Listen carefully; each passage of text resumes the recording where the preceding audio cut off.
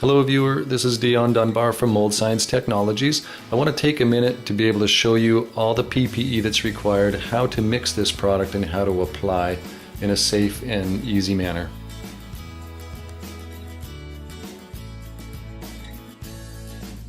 I wanted to go over all of the PPE that's required for jobs using our products. As you can see here, here's a picture of what I wear underneath my Tyvek or my chem suit.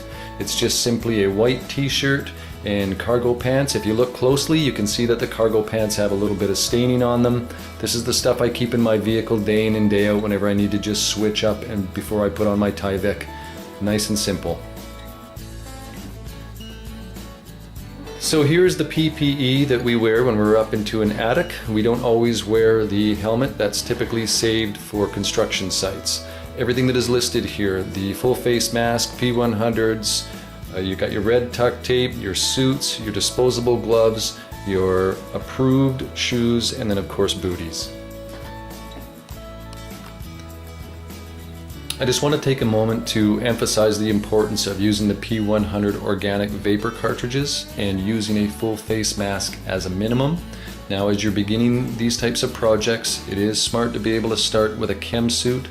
However, as I've stated already, I am accustomed to using just the Tyvek for the particulate and the liquid. As you can see here, I'm using 8mm gloves, which are difficult to break, and you can see the tuck tape that has gone around my wrists, and it's created a small little fold so it's easy to tear off afterwards. The whole purpose in having the seal like that is because sometimes when you have your hand overhead and you're doing a spray application, it can drip down and get underneath your suit. So if you take your disposables and you put them over top of your suit and then tape it up, you're not going to have anything getting underneath your suit. So you can see I'm just about ready to go.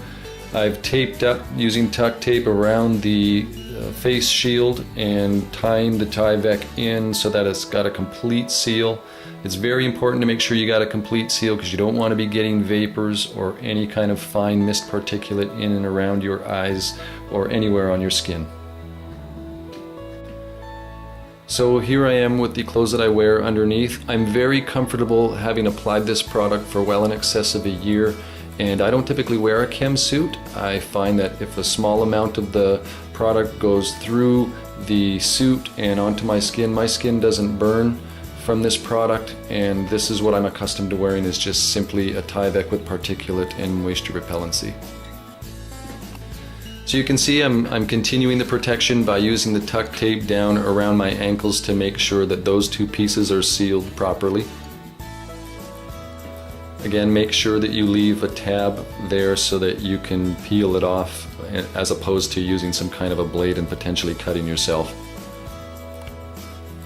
So here's the 8mm disposable gloves put over top of the Tyvek suit. I then tape up the area with tuck tape to ensure that both create a perfect seal together. There's my tab, so that's nice and easy to tear off afterwards. And that's what the finished product looks like. So this is where I'm putting on the full face shield with the P100s and the organic vapor. Make sure that you have a good tight seal around your face and that the hood goes up and over top of the shield. So here it is, I'm all ready to be taped up, and next I start to apply the tape, making sure that there's a complete seal. There it is, the complete seal. Did it all on my own without looking in a mirror. So here's the minimum requirement for application, and it's a hand pump sprayer that's suitable for bleach.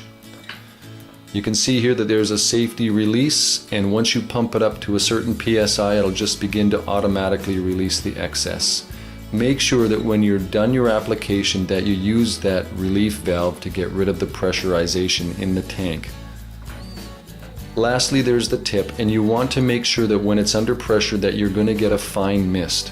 You don't want to do a stream, and you don't want to cause dripping, so make sure you have a high pressurized fine mist for your application. Here's the equipment that's required in order to do the mixing for the Gone for Good. Make sure that when you open up your box that there are two pouches. One is the primary product, the second one, the smaller pouch, is a stabilizer. You're going to need a drill and something to mix with. Make sure that you fill the water up to the middle rung or to the second knuckle of your index finger.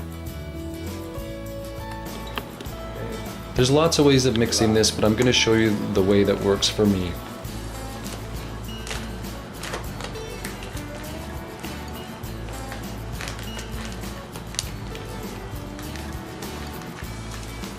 So what works for me is I put the head of the bag into the water and then simply release all the contents into the water.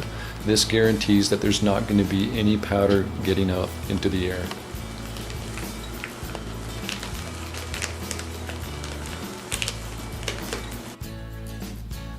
So the second pouch is the stabilizer. Simply open the pouch and pour the contents into the water prior to blending.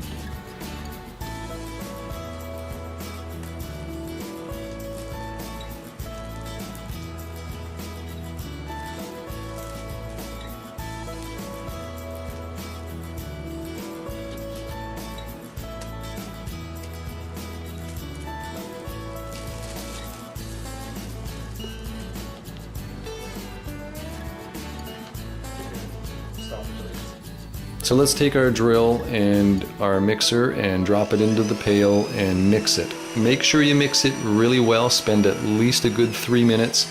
Make sure that the spinner gets down to the bottom because a lot of the sediment originally goes down to the bottom and it has to be brought up to the top and cycled for 3 to 5 minutes to make sure that you get a good suspension and that the stabilizer has an opportunity to react. So when I'm doing a site, if I don't end up using up all the material, not a problem. I just simply stick a lid on it and I take it to the next job because it can be taken from job to job until it's used.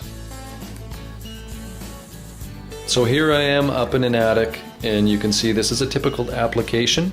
You can see that as I spray, I'm going over each stroke approximately 30% allowance. Make sure you get into all the crevices and corners, and the application through an airless sprayer goes by very fast. For application, you will typically get about 1,500 square feet of coverage.